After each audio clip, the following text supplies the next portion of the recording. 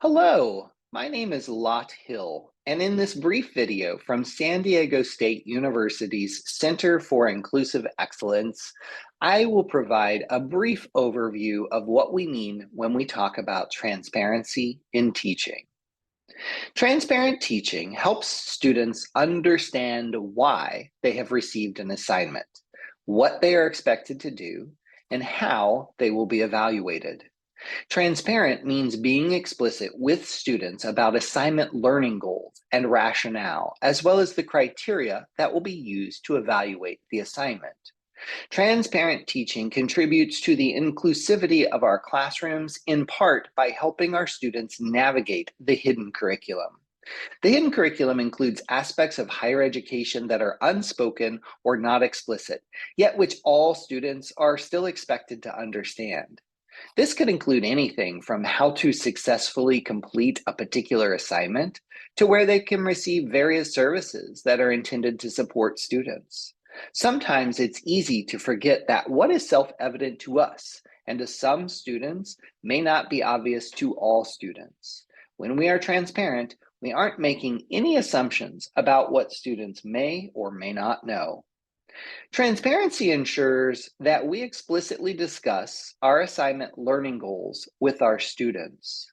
Transparent teaching practices promote students' conscious understanding of how they learn.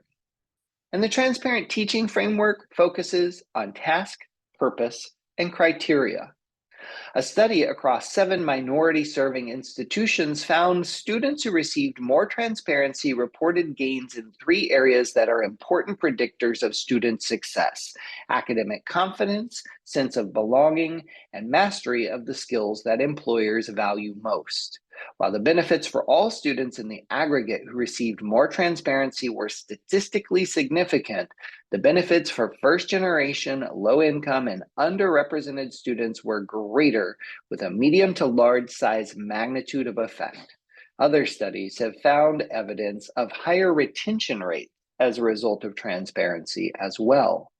Again, the transparency framework is structured around purpose, task, and criteria. When introducing the assignment, we can provide students with a clear articulation of each of these 3 aspects of the assignment.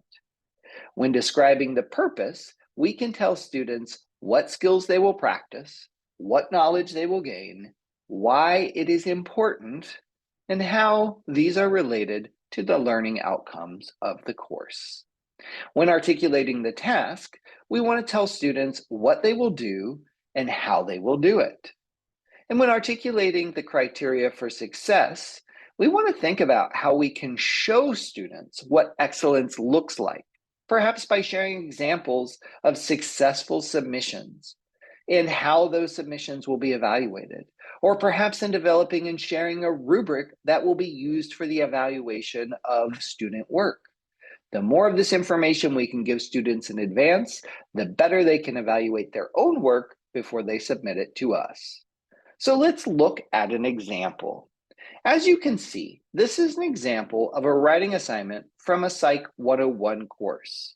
This assignment has been shared with the permission of the faculty member and is an example of an assignment before the instructor made it transparent.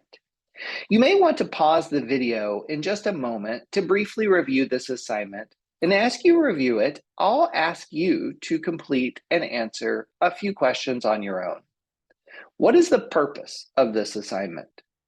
If you were a student, would you know what to do? Would you know whether you were doing the assignment well?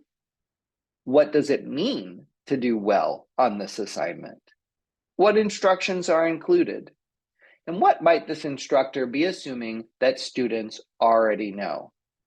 Feel free to pause the video while you consider these questions. Okay, now let's take a look at the same assignment redesigned for transparency. What do you notice now? What is different? How did transparent design change the assignment? If it's helpful, again, you can pause this video for a moment to review this redesigned assignment. Obviously, the purpose, task, and criteria are now much clearer. I invite you to consider how the changes this instructor made may support students of all backgrounds in their efforts to successfully complete the assignment. When designing transparent assignments, the purpose and tasks are usually pretty easy for most faculty to articulate. The purpose is tied to the outcomes, and the task is what you want them to do. It's the area of criteria where faculty are usually the least transparent and have the most difficulty becoming more transparent.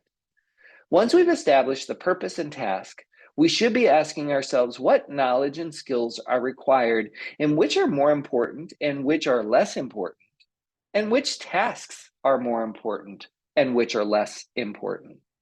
In articulating the criteria, we need to be clear about what we want and precisely what exemplary, acceptable, and failing work looks like, and to be able to describe which each of those levels looks like in a way that's understandable to students.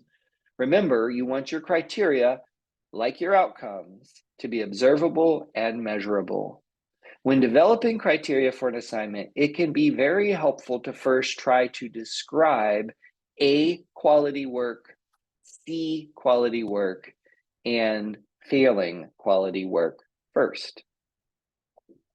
And finally, please give serious consideration to using rubrics. Love them or hate them, rubrics are an evaluation or scoring tool that allow us to describe student performance at various levels and increase transparency for our students. Rubrics can help students understand what is expected and allows them to self-assess their own work.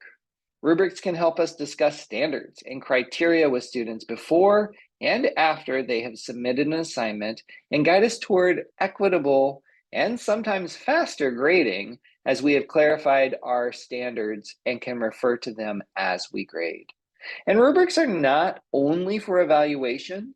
Effective rubrics have very clear and concise descriptions, are intended to provide students with information to inform their efforts.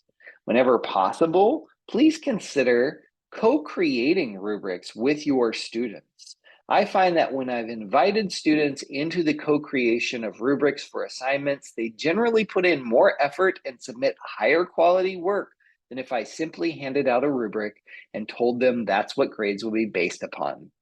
And even if I haven't sold you on rubrics today, please do everything you can to make sure your students understand what good work looks like and that they can self-evaluate their own work. For more information on transparency in teaching and learning, please visit the tilthighered.com website, where you will find many examples of transparent assignments, transparent assignment templates and checklists, and other useful information about the impact on transparency in learning and teaching. That is Tilt Higher Ed, tilthighered.com. And finally, if you have any questions or suggestions for what I discussed in this video of transparent teaching, please reach out to the Center for Inclusive Excellence at CIE@sdsu.edu or to me directly at lhill2@sdsu.edu. Thank you for watching.